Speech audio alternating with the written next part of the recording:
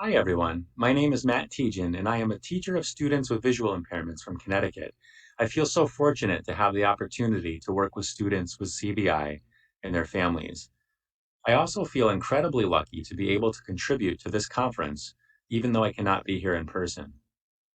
I think Collaboration for Change is a fitting title for this conference, since that is exactly what Perkins has been giving our field a space to do, to work together to change our field, to change people's perceptions about CVI, and to positively change the lives of students and families with CVI.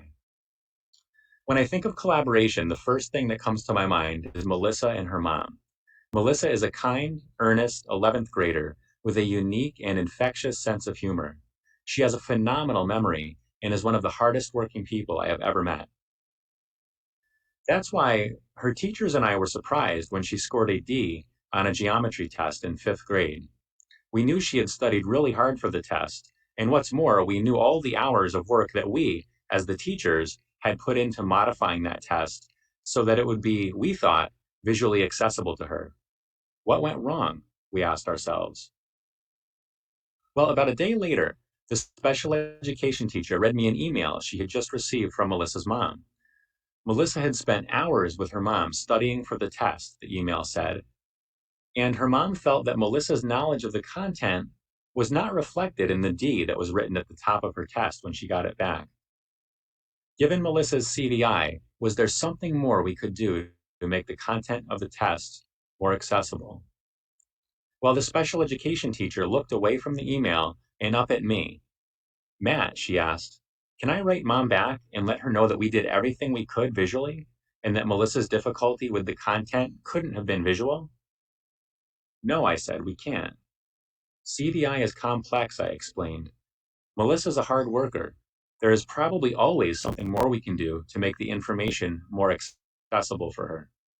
The only problem was, in this case, I didn't know what that something more was. As the person who was supposed to be guiding the team to ensure visual accessibility, I was feeling pretty inadequate in this instance. I had a master's degree in vision education and had undergone hundreds of hours of CPI training from leading experts in the field.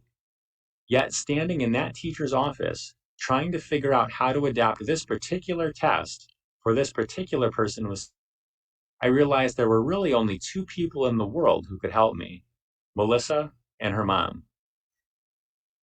So I met with Melissa after school that day. I showed up with an armful of sample problems that were similar to the ones on the test, a box of highlighters, a bunch of cardboard, and some tape.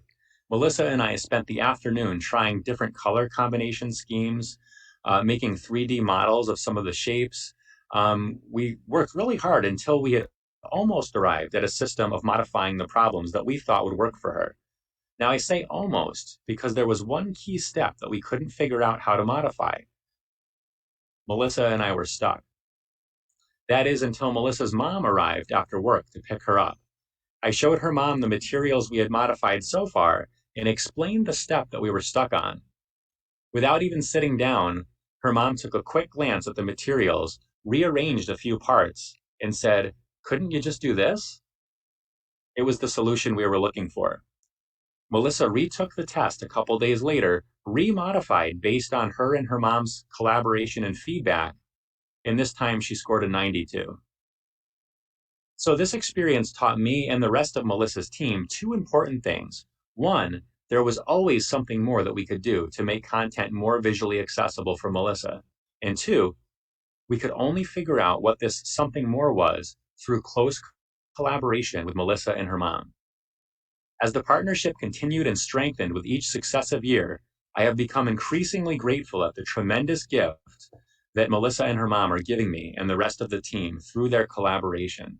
They're giving us countless hours of their time and energy, their trust that we will make good of this time, and a level of expertise and insight into Melissa's learning style that nobody else in the world possesses. A few weeks before this conference, I reached out to Ellen Maisel for advice on what to say about collaboration. I was thinking, what new things could I possibly offer to a room of people who had already traveled here from all over the world because of their commitment to collaboration? But kind of like a poet, Ellen has a way of saying profound things in a way that makes them seem obvious. Collaboration, she said, is realizing that we need each other. Of course, I thought. Thank you, Ellen. So, reflecting on my growing partnership with Melissa and her mom over the years, it's clear to me that what Ellen said is spot on. Collaborating with Melissa and her mom is rewarding, and it's the right thing to do. But more than any other reason, I collaborate with them because I need them. It's been really rewarding to watch this collaborative relationship evolve over the years. Melissa has grown as an advocate and has taken a leadership role on the team. Now she and her materials modification specialist consult on a daily basis on what accommodations and modifications will work best for her. A few weeks ago, Melissa and I sat down and reflected on her growth as an advocate. When you were in fifth grade, I asked her, who would you say was the expert or authority on the team that your teachers would go to when they had modifications questions? My mom, Melissa said without hesitation. Who is that person now? I asked. A smile spread across her face. Now it's me. I am really excited for our field right now. Parents and family members are more informed and active than ever. From the educational team level to the international level, their commitment, knowledge, passion, and creativity continue to move our field forward. Increasingly, people with CVI are speaking up and offering their experience and insight. Gordon Dutton writes, we need to not only listen to what those with CVI tell us, we need to believe them, and we need to recognize that they are our teachers. I couldn't agree more. When people with CVI advocate for themselves, they are giving their school teams and our field an incredible gift. That gift is the knowledge that we need in order to do our jobs better. In place of a thank you card, let's show our gratitude by listening to them, believing them, and allowing them to take their rightful leadership roles on their school teams and in our field as a whole. I love the opportunities for continuous learning about CVI and the growing body of research and knowledge in our field. It's exciting. I have learned and continue to learn so much from other professionals, but what I am most excited about is the growing likelihood that the next time I read a book about CVI or take a university course on CVI, that the author or instructor will be a person who has CVI. I think that day is right around the corner. Thank you for your time and have a wonderful conference.